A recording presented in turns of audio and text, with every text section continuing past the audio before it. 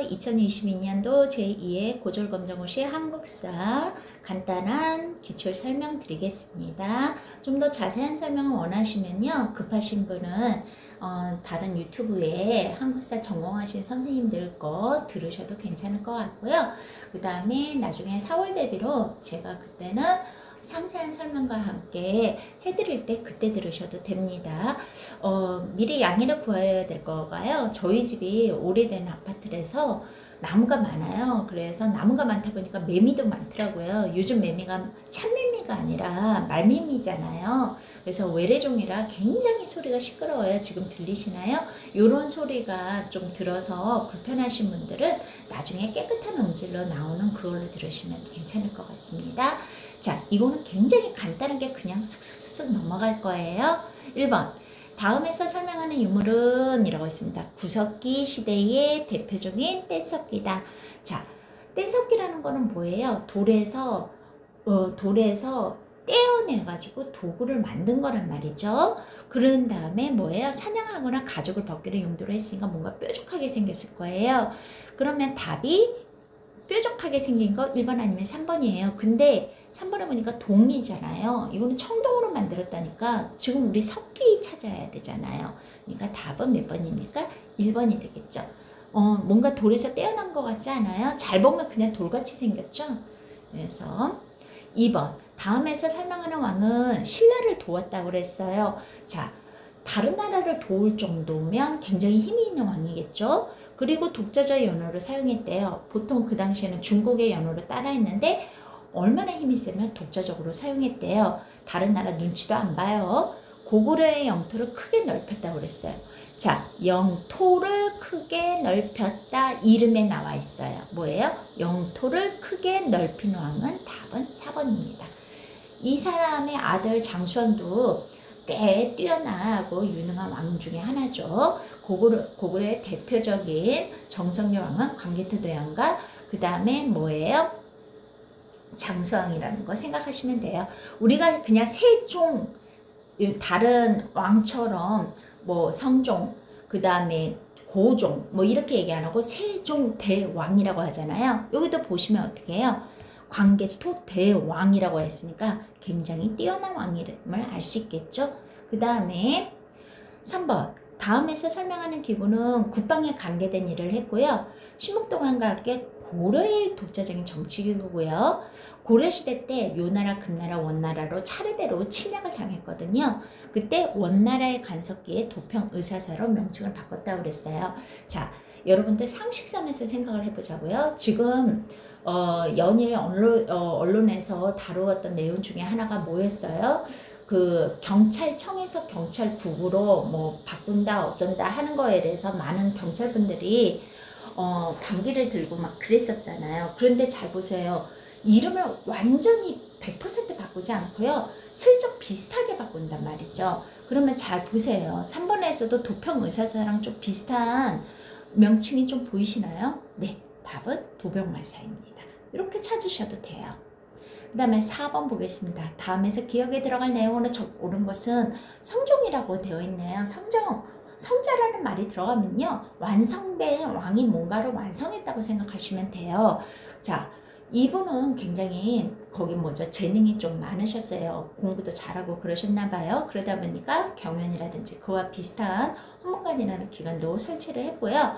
그 다음에 이 전의 왕이 애종이었고요. 그 전이 세조였어요. 근데 애종은 금방 죽어가지고 성종의 왕이 될 수 있었단 말이죠. 세조시대 때 뭐를 했었냐면 경국대전이라고 법전을 만들기 시작했어요.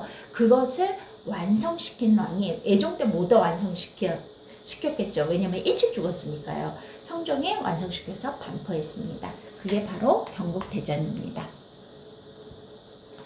그 다음에 볼게요. 5번. 다음에서 설명하는 문화유산은 경상도에 있네요. 여기만 봐도 벌써 문제 푸실 수 있을 거예요. 여행 잘 다니시는 분들은요. 경복궁 서울에 있죠. 문영왕릉 백제니까 전라도에 있죠. 수원은 경기도에 있죠. 그리고 경주는 경상도에 있죠. 답은 4번이네요. 이렇게 찾으셔도 되고요. 불국사 가보신 분들은 아실 거예요. 모나리조의 미소만큼 우리나라에는 뛰어난 미소가 있는데 부처님의 미소인 석고람에 가면요. 부처님이 부처님 불상이 진짜 멋있잖아요. 그거 생각하셔도 됩니다. 자, 6번 볼게요. 기억에 들어갈 내용으로 옳지 않은 것은 이라고 했습니다. 흥선대원이죠. 근데 옳지 않은 거죠. 훈민정음은 누가 만들었어요? 우리는 한국 사람이니까 다 알잖아요. 왜요? 한글날에 뭐예요? 세종대왕 기억나시죠? 그래서 뭐예요? 답은 4번입니다. 이렇게 하셔도 되겠죠. 그 다음에 7번 보도록 하겠습니다. 제가 이거를 설명을 자세히 안 드리고 그냥 간단하게 제가 저는 전공이 원래는 국문과예요. 그런데 국어를 공부하다 보면 한국사를 많이 알아야지 그 다음에 국어를 가르치는 데 굉장히 도움이 많이 되거든요. 그래서 한국사 1급을 따게 됐는데요. 그때 제가 공부하던 방식을 적용해서 여러분들한테 지금 말씀드리는 거예요. 외우는데 너무너무 힘드신 분들은요, 문제를 보면서 거기에서 힌트나 자기만의 문제풀이 방식을 터득하는 것도 나쁘지 않다고 생각합니다. 정석으로 공부하고 싶으신 분들은 한국사 전공하신 분들의 강의를 들으시는 게 더 나으시고요. 자, 그 다음에 볼게요. 7번. 다음에서 설명하는 화폐는 보겠습니다. 한자를 읽으실 줄 아시는 분들은 여기에서 힌트를 얻으셨을 거예요. 상품 통보. 이렇게 찾으시면 되고요. 아니면 자 보세요. 조선 후기 때 주조된 화폐로 전국적으로 유통된 거 하나가 있어요. 바로 상품 통보예요. 아시겠죠? 우리가 사극에서 흔히 보는 엽전 있잖아요. 걔가 상품 통보예요. 자, 그 다음에 볼게요. 8번. 다음에서 기억에 해당하는 것은 군사 전략의 요충지다. 그리고 고려시대에는 몽골의 피임을 피해서 이쪽으로 수도로 옮긴 적이 있었고, 조선시대에는 병인양요가 있었다. 병인양요는 이제 프랑스가 침략해가지고 벌어진 일이었거든요. 그러면 잘 생각해 보세요. 여러분들의 왕이에요. 왕이면 여러분들이 전쟁이 끝난 다음에 다시 서울로 와야 될 거 아니에요. 궁궐로 온다 그러면 가까운 쪽에 피신했다가 오는 게 좋으세요? 멀리 배 타고 한참 가는 데가 거기가 좋으시겠어요? 그리고 피난할 때는 재빨리 피난해야 되잖아요. 그런 거 생각하면 답이 나오죠. 몇 번일까요? 그쵸? 1번이 되겠습니다. 강화도에 가면 수많은 유적이 있어요. 참 많이도 왕들이 도망갔다 온 곳이에요. 그리고 뭐 제주도까지 가요. 여기는 유배지로도 유명했던데요. 울릉도 지금도 가기 힘들죠. 검은도 역시 아닙니다. 자, 그 다음에 볼게요. 9번 보겠습니다. 다음에서 설명하는 신문은 자, 신문인데 뭐예요? 영문판으로도 반영이 됐다. 이러면 독립신문입니다. 이렇게 외우시면 돼요. 그래서 서재필 같은 사람들이 정부에게 뭐예요? 지원받아서 만들었고요. 당연히 국민을 계몽하고 그 다음에 뭐예요? 영어로 만들어지니까 외국인에게도 전달이 될 수 있었겠죠. 이렇게 외우시면 되겠습니다. 그 다음에 보도록 할게요. 10번. 기억에 들어갈 내용으로 옳은 것은 이라 했습니다. 녹두장군 하면 뭐예요? 녹두꽃이 떨어진다. 막 이런 노래 혹시 들어보셨나요? 거기 동학농민군의 지도자인 정봉준을 기억하시겠죠? 자, 동학이라는 말이 나왔어요. 그러면 동학농민이잖아요. 동학농민들이요. 처음에는요. 아주 못된 군수가 있었어요. 고부지방에. 그래서 참다 못해가지고 일어났어요. 그게 이제 처음 시작이었다가 점차 그 세력이 확대되면서 다양한 지역에서 뭐예요? 전쟁을 하면서 그 힘을 점점 키워나갔죠. 그게 바로 뭐가 되겠어요? 네, 다 승리한 거가 되겠죠. 황토현 전투까지 가서 이제 승리를 했다고 했습니다. 거중미를 제작한다? 이거 제작하려면, 기계를 제작하려면 뭔가 기술이 있거나, 그 다음에 이제 돈도 있어야 되는데, 농민들이 그럴 여유가 있겠어요? 시민회를 조직한다? 시민회하고 신간회는 반드시 알아두셔야 돼요. 이건 이제 지식인들하고 연결되고요. 천리장성 축조한 거는 이거 한참 전의 일이에요. 이 시대가 아니죠. 그러니까 답이 4번입니다. 11번 보겠습니다. 다음 질문에 대한 답으로 옳은 것은 이라고 했습니다. 자, 1,300만 원에 일하는 1907년에 1,300만 원이면 얼마나 큰 돈이겠어요. 그거를 대한제국이 일제에서 강제로 거의 강제다시피 해가지고 거기 뭐죠? 빚을 지게 됐단 말이에요. 그 빚을 갚자! 이렇게 돼가지고 대구에서 시작한 운동이에요. 자, 나라의 빚을 갚는다. 그러니까 나라의 빚을 갚는 운동 답이 3번입니다. 우리 그 몇 년 전에 일본 물건 불매한 적이 있었죠. 그때 신문에서 되게 이 부분이 자주 언급되곤 했었어요. 구체보상운동이랑 같이 비교되면서요. 그 다음에 12번 보도록 하겠습니다. 1945년에 강복이 됐고요. 1948년에 대한민국 정부가 수립이 됐어요. 여러분, 정부가 수립이 되려면 각 거기 뭐죠? 그 파트마다 필요한 사람들이 있어야 될 거 아니에요. 그러면 우리 그런 사람들을 뽑는 거를 뭐라고 그러죠? 그쵸? 선거하잖아요. 답은 2번입니다. 참 이게 이제 말이 많은데요. 그냥 정치적인 거니까 그냥 넘어가도록 할게요. 오늘은요. 그 다음에 보겠습니다. 13번. 다음에서 설명하는 일제 식민지 정책은 이라고 했습니다. 자, 힌트가 여기 있네요. 토지 소유권자가 정해진 기간 내에 신고하지 않으면 어떻게 돼요?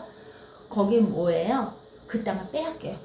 조상 대대로 이웃들도 다 아는 다 그 땅 주인은 내 건데요. 내가 신고하지 않았다는 이유로 어떻게 해요? 하루순간에 내 땅이 빼앗기고 나는 소장농으로 전락이 되는 그런 거죠. 아주 일제의 악랄한 정책 중에 하나예요. 왜냐하면 자기네들의 땅 다 빼앗아 가서 지네들이 쓰려고 한 거잖아요. 답은 토지 3번입니다. 그 다음에 볼게요. 14번. 다음 대화 내용에 해당하는 단체는 이라고 했습니다. 민족주의자들과 사회주의자들이 같이 합한 거예요. 그리고는 광주 학생 항해운동이 일어나자 진상조사단을 보냈다고 그랬어요. 제가 앞서 두 가지 꼭 단체 외우라고 그랬죠. 신간회하고 신민회요. 바로 여기서는 신간회가 됩니다. 광주 학생 항해운동은 뭐냐면요. 거기 뭐죠? 일본, 이때가 일제시대잖아요. 일본 남학생들이 조선 여학생 2명을 좀 괴롭혔어요. 막 이렇게 치근덕대는 거죠. 그랬더니 그걸 보다 못한 조선의 남학생들이 이제 싸우게 됐죠. 둘이서 이제 시비가 붙어가지고 싸우게 돼가지고요. 결국에는 조선 남학생들만이 불이익을 당했단 말이에요. 그래서 그거에 대해서 진상조사단을 보낸 게 신간회입니다. 나라를 잃은다는 거가 얼마나 슬픈 건지 이런 역사를 공부하다 보면 굉장히 많은 일들이 있었더라고요. 그래서 늘 내일이 8월 15일인데요. 독립운동가들에게 감사하는 마음으로 살아야 될 것 같아요. 자, 그 다음에 15번 보도록 하겠습니다. 다음에서 설명하는 내용은 1919년 하면 생각하셔야 되겠죠. 뭐예요? 3.1운동이잖아요. 그래서 일제감정의 최대의 민족운동이고요. 이것도 아주 중요하죠. 대한민국 임시정부 수립에 영향을 줬다. 뭔가 정부 이렇게 조직이 필요하다는 것을 이제 깨닫게 된 거겠죠. 그래서 한때 거기 수능에서 국사가 빠질 때가 있었어요. 필수 과목이 아니었을 때 그때 학생들 중에서 3.1운동을 3.1운동 이런 식으로 말한 적도 있어가지고 충격을 줬다고 얘기를 하네요. 그때 당시 신문 읽어보니까요. 16번 보도록 하겠습니다. 다음에서 기억에 들어갈 내용으로 옳은 것은 이라고 했습니다. 갑오개혁이라고 했어요. 1894년에 추진이 되었는데요. 갑오개혁에 여러 가지 정책이 있었는데요. 그 중에 하나가 공식적으로 평등한 거를 말했던 거예요. 그게 바로 뭐예요? 그전에는 우리가 양반이라든지 산업공상에서 신문제가 있었잖아요. 그랬는데 그러한 신문제를 철폐시킨 거죠. 그게 바로 갑오 개혁 때 이루어졌습니다. 그래도 그 백정은 이제 소전된 사람들이잖아요. 그 백정 같은 경우에는 계속 차별을 알게 모르게 받았다고 해서 나중에 이제 형평운동 일어나고 그러거든요. 그래서 물론 지금도 평등한 사회라고 법적으로 제정되어 있지만 차별이 존재하고 갑질이 여전히 있잖아요. 하물며 이때는 더 심했겠죠. 그렇지만 어찌됐든 간에 공식적으로는 뭐예요? 신문제가 폐지되었던 거라고 생각하시면 돼요. 그 다음에 17번 보겠습니다. 기억에 해당하는 것은 이라고 했어요. 일제는 한국인을 전쟁에 효율적으로 동원하고 우리 왕도 아닌데 지네들 왕에 충성하는 백성으로 만들고자 한국 식민화 정책을 했다고 했어요. 그래서 제가 학교 다닐 때는 국민학교에 다녔거든요. 그게 한국 식민화 정책하고 연결된다고 그러더라고요. 그게 요즘에는 그래서 초등학교로 바뀌었죠. 이때 일제시대 때는 어떻게 했대요? 신사 참배, 지네들 신사에 조선인들이 참배하도록 해가지고 그걸 거부하면 불이익을 많이 당했죠. 그래서 답은 3번입니다. 18번 해볼게요. 다음 대본에서 기억에 들어갈 말로 가장 적절한 것은? 이라고 했어요.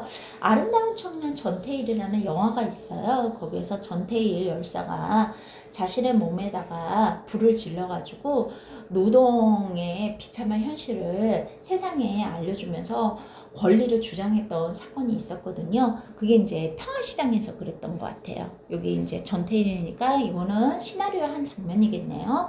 그래서 우리 노동자들은 열악한 작업 환경에서 장시간 노동으로 노동받고 있다. 우리는 기계가 아니다. 한마디로 뭐예요? 노동에 대한 권리, 노동자에 대한 권리를 주장한 거죠. 답이 뭘까요? 그렇죠. 18번에 2번 근로기준법을 준수하라 이렇게 하겠죠. 그 다음에 19번 보도록 하겠습니다. 다음에서 설명하는 정보는 금융실명제 이름으로써 지하자금이 투명하게 나오도록 했죠. 대표 그리고 IMF라는 굉장히 비참한 IMF 사태를 맞아서 굉장히 많은 사람들이 그때 고통을 받았죠. 근데 지금은 IMF보다 더 힘든 상황이라고들 다들 얘기하시더라고요. 이때 김영삼 정부가 참 잘한 일도 많았어요. 금융실명제라든지 그 다음에 군사조직인 하나회를 없앤다든지 이런 것도 되게 잘했는데, 근데 IMF가 터지면서 그런 거 뭐죠? 이 사람이 잘했던 부분이 많이 퇴색한 부분이 없지 않아 있는 것 같아요. 그리고 이때 조선총독부 있잖아요.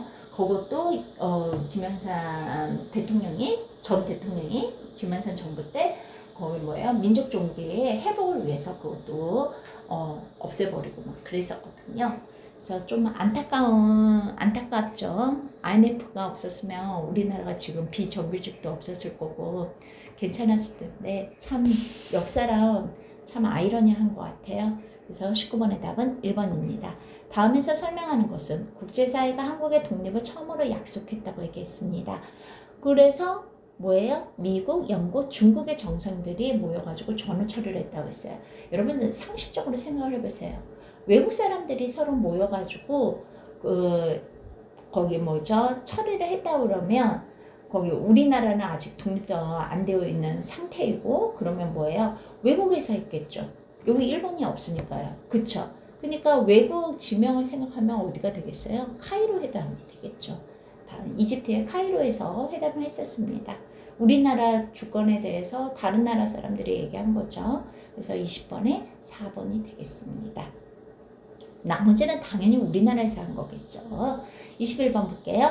다음에서 기억에 해당하는 사건으로 옳은 것은 신군부 계엄령의 확대에 따라서 광주에서 일어난 민주화운동, 여러분 다 아시죠? 5.18 민주화운동이 되고요. 영화 택시 운전사를 보시면 좀 더 생생하게 볼 수 있죠. 22번 볼게요. 다음에서 설명하는 종교는, 제가 종교가 없어서 그런지 몰라도 저는 이 종교에 대해서 되게 긍정적으로 보고 있거든요. 나철이라는 사람이 단군 신앙을 내세우면서 뭐예요? 독립운동을 전개했던 건 뭐예요? 대종교가 됩니다. 그 다음에 볼게요. 23번 보겠습니다. 다음에서 기억에 해당하는 내용은 6.25 전쟁 과정을 보도록 하겠습니다. 인천 상륙작전이라는 영화를 보시면 더 자세히 알 수 있겠죠. 물론 저는 그 영화를 보지는 않았지만 6.25 전쟁 때 어떻게 됐을까요? 북한이 남침했어요. 메가다장에 인천 상륙작전을 했어요. 그리고는 서울이 수복이 됐어요. 근데 어떻게 됐어요? 중공군이 개입을 한 거예요. 그러면서 어떻게 해요? 너무나 많이 밀려왔잖아요. 일단 중국은 인원수로 사람을 질리게 하는 면이 없지 않아 있거든요. 그래서 어떻게 돼요? 일사후퇴를 하게 됩니다. 그리고는 지금까지도 휴전이 되게 됐죠.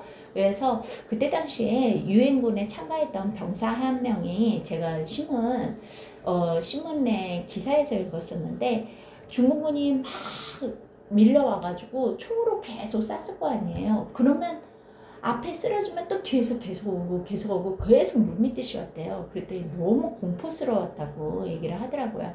마치 좀비 영화에서 좀비들이 무수히 끊임없이 오면 그 두려움이 크듯이 그런 것 같아요. 그 다음에 24번 보겠습니다. 다음에서 설명하는 단체는 이라고 했습니다. 김원봉이라는 사람, 여러분들 영화 암살에서 나오죠. 그리고 그 다음에 신채호, 이분은 아주 강직하신 분이에요. 이분이 쓴 조선혁명선언을 기반으로 해서 만들어진 단체입니다. 바로 의열단입니다.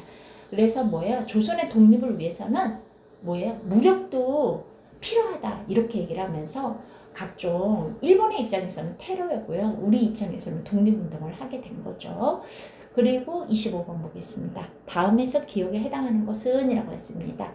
1972년 박정희 시대 때네요. 박정희 정부 서울과 평양에서요.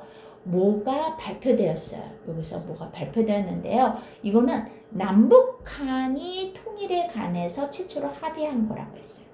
힌트 나왔죠? 남북 공동성명. 답은 4번입니다. 그래서 이렇게 제가 한국사 시험 봤을 때 공부했던 방식대로 여러분들한테 한번 이런 방식도 있다 하고 알려드려 보았습니다. 네, 긴 시간 함께 해주셔서 감사드리고요. 그 다음에 원하시는 결과 꼭 얻으시길 바랄게요. 수고하셨습니다.